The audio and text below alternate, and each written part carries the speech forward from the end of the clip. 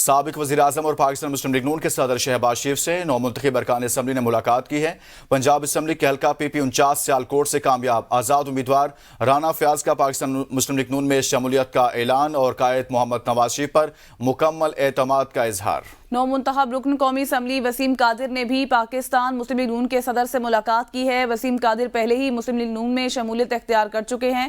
اس متعلق بات کریں گے بیورو چیف لاہور عمر دراز گوندل سے۔ عمر دراز گوندل بتائیے گا مزید۔ جی، مسلم لیگ نون میں آزاد امیدواروں کی شمولیت کا سلسلہ جاری ہے۔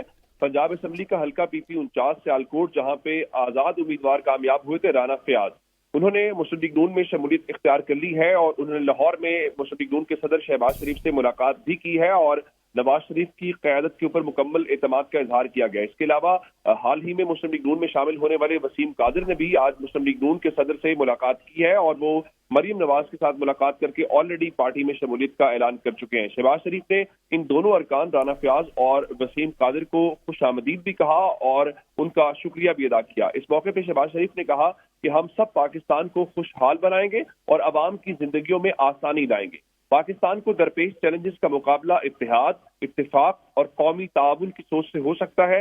اس موقع پہ شامل ہونے والے دونوں رہنماؤں نے رانا فیاض اور وسیم قادر نے ملک و قوم کے لیے نواز شریف اور شہباز شریف کی خدمات کو سراہا اور انہیں خراج تحسین پیش کیا اور انہوں نے کہا کہ پاکستان اور عوام کے مفاد کے لیے ہم مسلم لیگ نون میں شامل ہوئے۔